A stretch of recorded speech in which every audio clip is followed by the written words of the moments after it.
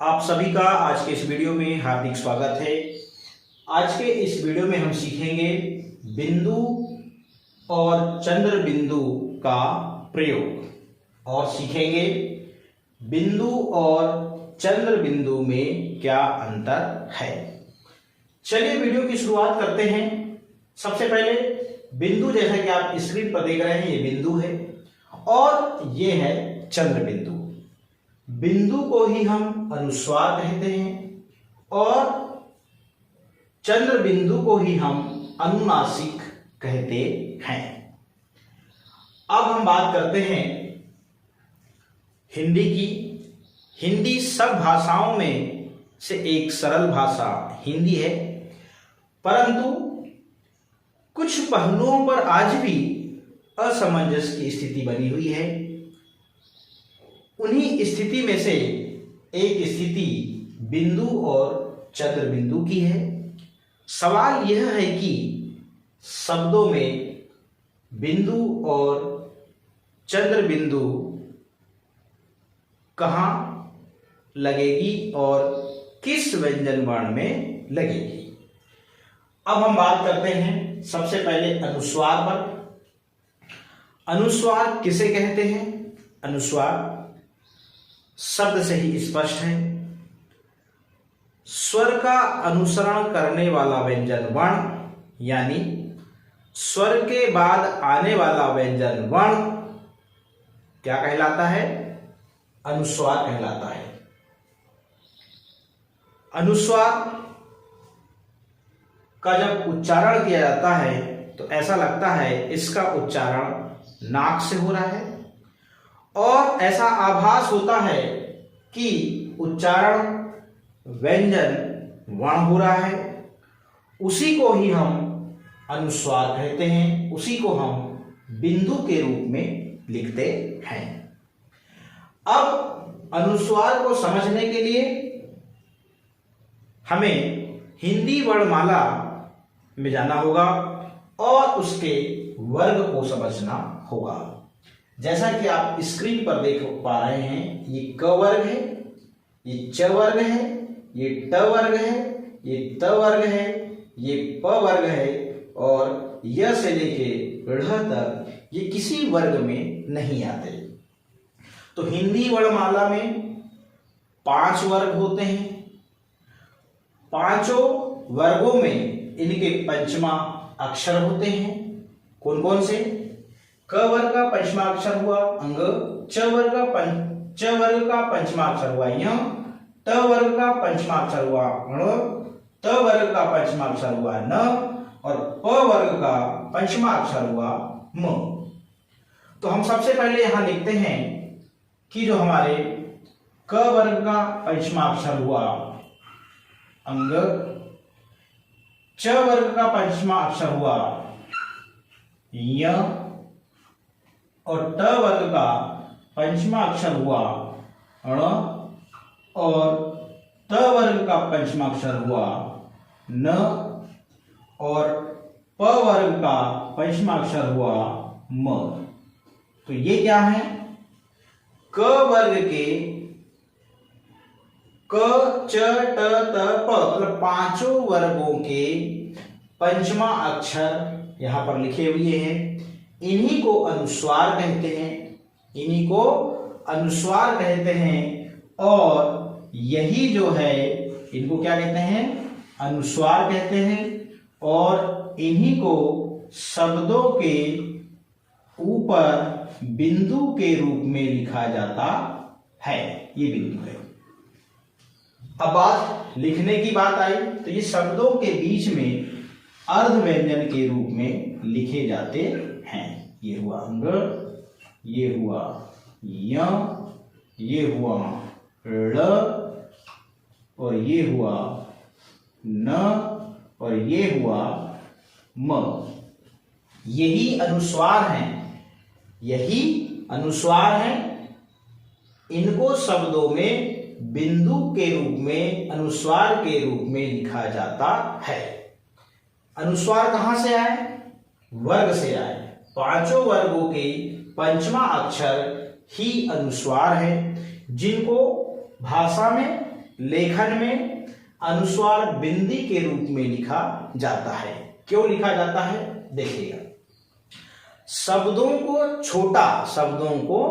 छोटा बनाने के लिए इनको अनुस्वार बिंदु के रूप में लिखा जाता है। पहले हम समझ लें कि किसी शब्द में यदि किसी व्यंजन वर्ण में शब्द में यदि अनुस्वार लगा है तो कौन सा पंचमा अक्षर इसका यूज होगा, उच्चारण में इसका उपयोग किया जाएगा, ये हम सबसे पहले समझ लेते हैं। शब्द है कंगन, तो क वर्ण पर अनुस्वार लगा हुआ है और उसके बाद हम ये देखते हैं कि अगला जो व्यंजन वर्ण है वो किस वर्ग का है, वो है क वर्ग का, क्योंकि यहां पर क वर्ग में ग आ रहा है, तो क के बाद में इसका पंचमा जो अक्षर है अंग, ये इसके उपयोग में आएगा उच्चारण में। यदि हम इसको लिखने की बात करें तो हम इसको व्यंजन वर्ण के रूप में यदि लिखते हैं, अभी ये अनुस्वार बिंदी के रूप में यहां पर लिखा हुआ है। अब हम इसे व्यंजन वर्ण के रूप में लिखते हैं, तो ये लिखा हमने कन, पंचम इसका जो वर्ण है पंचमा अक्षर जो है अंग, क्योंकि ये क वर्ग का व्यंजन है ग, तो यहां पर आ जाएगा अंग, ये देखिए, और ग और ये है न। तो ये देखिए, इसी को छोटे रूप में लिखने के लिए अनुस्वार की बिंदी लगाई जाती है। तो ये हुआ कंगन, इसका व्यंजन वर्ण के रूप में यदि लिखा जाए तो ये ऐसा आएगा। अब बात करते हैं हम किसकी, चंचल की। तो यहां लिखा हमने च, और अब देख रहे हैं यहां पर च के बाद में जो अगला जो व्यंजन वर्ण है वो च है। तो च देखेंगे हम किस वर्ग का है, ये च वर्ग का है, क्योंकि च वर्ग में च आ रहा है। तो इसका पंचमा अक्षर क्या है, य, तो क्या आ जाएगा यहां पर उच्चारण में, लेखन में य, इसके नीचे हलंत लगा देंगे और अब हम लिख देंगे च और यहां लिखेंगे ल। तो क्या हुआ, चंचल। क्या हुआ, चंचल। ये देखिए आगे, इसको हम इस रूप में भी लिख सकते हैं ऐसे, ठीक है ना। अगला जो है बंधन। अब हम बंधन को देखते हैं, सॉरी पहले हम डंडा को देख लेते हैं। तो यहां लिखा हमने ड, और देखिए अगला जो इसका व्यंजन वर्ण है वो ड। तो ड देखिए किस वर्ग में आता है, ट वर्ग में, ये लिखा है ड। तो ट वर्ग का पंचमा अक्षर क्या है, ण। तो यहां पर हम इसको यहां लिखा अर्धव्यंजन के रूप में ण, और ये डा, तो क्या पढ़ेंगे इसको, डंडा। अब हम बंधन शब्द को फिर लिखते हैं। हमने यहां लिखा ब, अब देखते हैं ध, त वर्ग का है, तो त वर्ग का पंचमा अक्षर क्या है, न। तो यहां आ जाएगा न, और ये हो जाएगा ध, और ये हो जाएगा न। तो क्या हो जाएगा, बंधन। एक शब्द और है भूकंप। तो भू तो हम पहले से लिख देंगे और फिर देखेंगे क के ऊपर अनुस्वार लगा हुआ है, और फिर देखते हैं क के बाद में जो प लिखा है वो किस वर्ग का है, प वर्ग का ही है। तो प का पंचम वर्ण क्या है, म। तो यहां आ जाएगा आधा म, और ये प, तो क्या हो जाएगा, भूकंप। तो इसी को छोटे रूप में लिखने के लिए अनुस्वार आया। अब ये पता चल गया हमको कि इनके जो पंचमा अक्षर है, पांचों वर्गों के जो पंचमा अक्षर है वो कब और कैसे प्रयोग में आएंगे, लेखन में कैसे लिखेंगे और उच्चारण में कैसे उच्चारण करेंगे, ये हमने इस वीडियो में यहां तक सीखा। अब बात समझ में आई कि अनुस्वार बिंदु क्यों लगाई गई, क्योंकि शब्दों को छोटे रूप में लिखने के लिए अनुस्वार बिंदी का उपयोग किया जाता है। और अनुस्वार बिंदी जिस व्यंजन वर्ण में लगी है उसके बाद यह देखा जाता है कि उसके बाद जो व्यंजन वर्ण है वो किस वर्ग का है। वो जिस वर्ग का रहेगा उस वर्ग का अंतिम व्यंजन वर्ण मतलब पंचमा अक्षर जो है वो उच्चारण में या फिर लेखन में लिखा जाएगा। ये हुई अनुस्वार की बात। तो अनुस्वार आप समझ गए होंगे। अब हम बात करते हैं काय की, अनुनासिक की। तो अपने को यह समझ में आया कि अनुस्वार क्या है, व्यंजन वर्ण है। अनुस्वार क्या है, व्यंजन वर्ण है। ये व्यंजन है, अनुस्वार व्यंजन है। तो ये व्यंजन देख रहे हैं आप, यही अनुस्वार है। इन्हीं को बिंदु के रूप में लिखा जाता है। यदि बिंदु है तो व्यंजन वर्ण में इस प्रकार कन्वर्ट होंगे, यदि इस प्रकार है तो वो इस प्रकार कन्वर्ट होंगे। तो ये बात हुई अनुस्वार बिंदु की। अनुनासिक की बात करते हैं। अनुनासिक जो है वो मुंह से ज्यादा नाक से कम बोला जाता है और ये शब्दों के शिरोरेखा के ऊपर चंद्र बिंदु लगाई जाती है। कैसे, हमने यहां शब्द लिखा माँ, क्या लिखा, माँ, और फिर लिखा हमने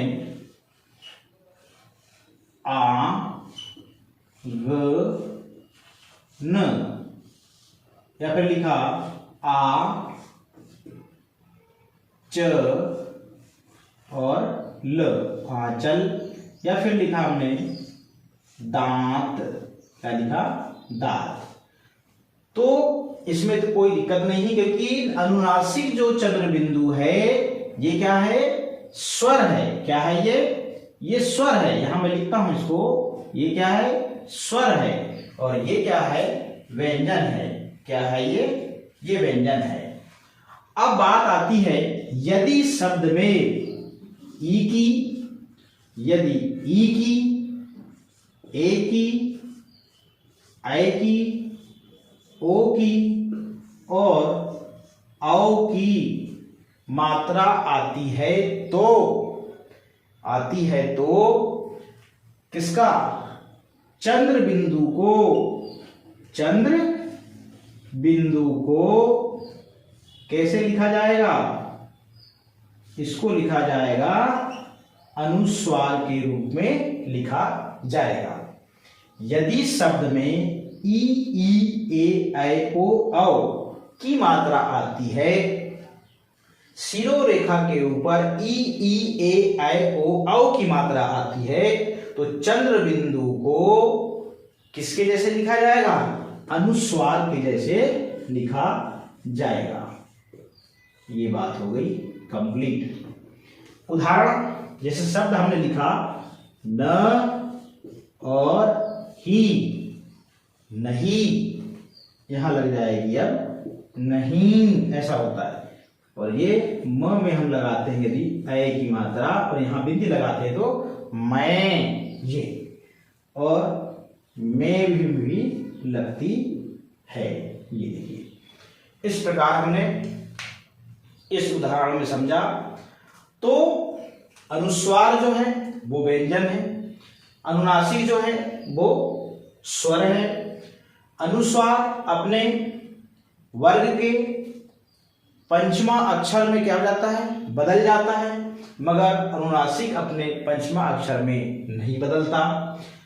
अनुनासिक यदि शब्दों के शिरोरेखा के ऊपर ई ए ऐ ओ औ की मात्रा आती है, तो जो हमारा अनुनासिक या फिर चंद्र बिंदु है वो अनुस्वार बिंदु के रूप में लिखा जाता है, जिसके एग्जाम्पल आपके सामने दिख रहे हैं। यहां बात आई अनुस्वार की, अंतर समझ में आया, प्रयोग समझ में आया कि क्या अंतर है, क्या प्रयोग है। बात समझने वाली है सबसे ज्यादा अनुस्वार की। अनुस्वार जो है वो व्यंजन है, अनुनासिक जो है वो स्वर है। आज के इस वीडियो में इतना ही, फिर मिलेंगे नए वीडियो के साथ। बहुत बहुत धन्यवाद।